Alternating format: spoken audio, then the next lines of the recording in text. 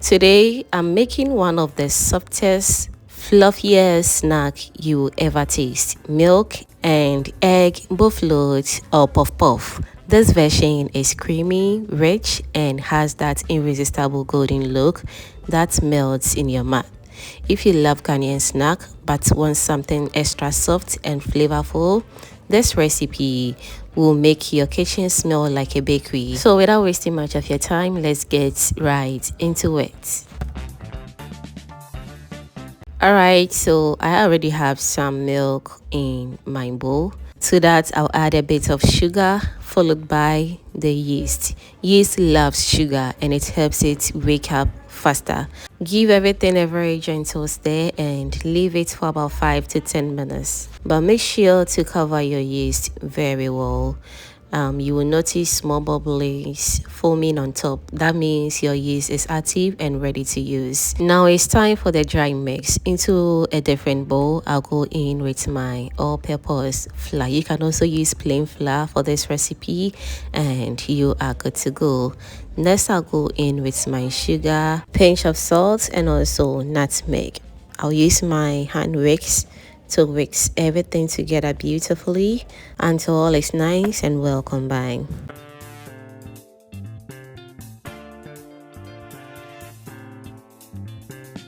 Next, I'll crack in my eggs, and this is what the eggs is going to do in the puff puff. It's going to help make the puff puff soft and give it that beautiful golden color. I'll also add in some vanilla essence and also my activated yeast. Next, I will use a wooden spoon or a wooden ladle to stir very well until all is nice and well incorporated. You can use a whisk or a fork to blend it smoothly. At this stage, your mixture should look creamy and smell a little bit sweet. For a better consistency, keep adding the water little by little to achieve it. If you also want it extra creamy, you can add in any milk of your choice and that will be fine, but always keep in mind to add it bit by bit to achieve the perfect consistency that you're looking for. So the dough should be very thick but still soft and sticky. If it's too heavy, you can add a few more drops of milk or water to lighten it. If you are still with me at this point, don't forget as well to give this video a thumbs up and also do subscribe to the channel for more amazing recipes. Thank you so much.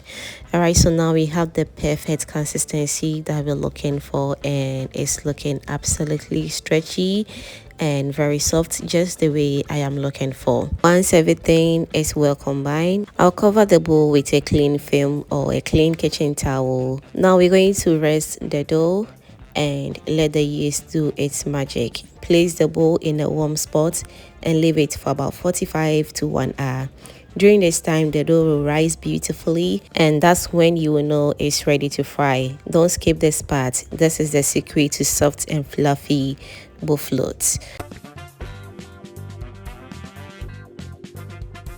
Now, before frying, I'll use my hands to whisk the dough again.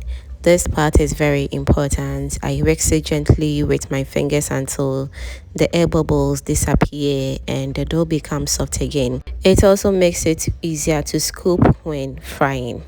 And for this part, I'm going to be using my favorite technique, the catch and throw method. I also have a recipe where I shared a lot of techniques on how you can drop your boflot. I will leave the video link in the description box for you to check it out. Alright, so now let's move on to the frying part. I'll pour enough vegetable oil into a deep frying pan and I'll place it on medium heat. To test if the oil is ready, I'll drop a little bit of the dough.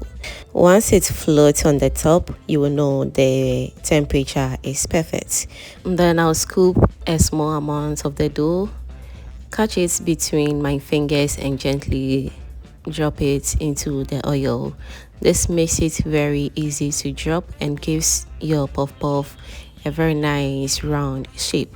Don't rush. Take your time and drop them one after the other, and also give them space to puff up very nicely.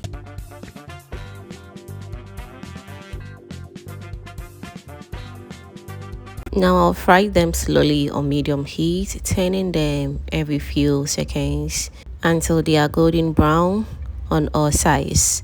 The smell alone will tell you that they are ready, soft, fluffy, and perfectly cooked inside.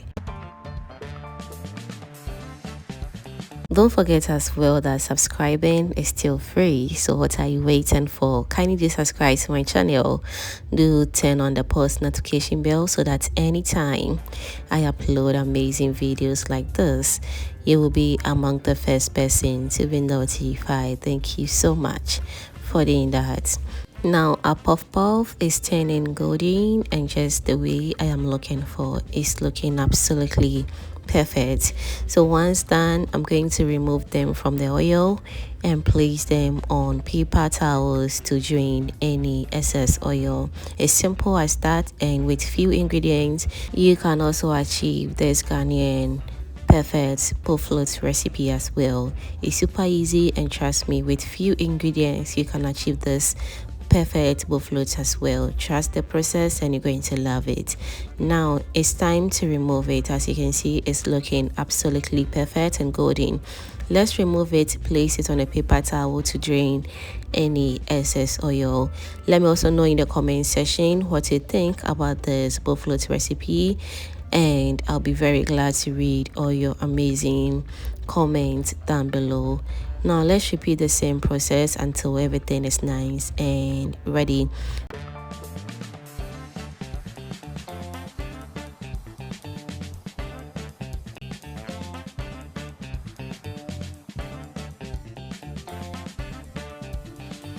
For the second batch, one tip that I want to share with you is that you need to be very careful with it so you don't burn it, because already the oil is very hot. So as soon as you drop in the puff puff, can you lower the heat to low heat so your puff puff can fry beautifully just the way you've seen it on your screens right now. Now just look at that golden brown, soft and so inviting. Some people love to drizzle some honey, condensed milk or powdered milk, and that's perfectly fine too. You can also enjoy it with some sobolo drink, favorite chill drink, or you can also enjoy it just like that and you are good to go. It's pure joy in every bite. And that's how I made my creamy milk and egg puff puff, soft inside, golden outside, and full of flavor. If you try this version, you will understand why it's worth every step. Don't forget to like, share, and subscribe for more Ghanaian snacks and delicious kitchen ideas. Until next time, keep cooking with love and enjoy your Boflot or puff puff. Bye.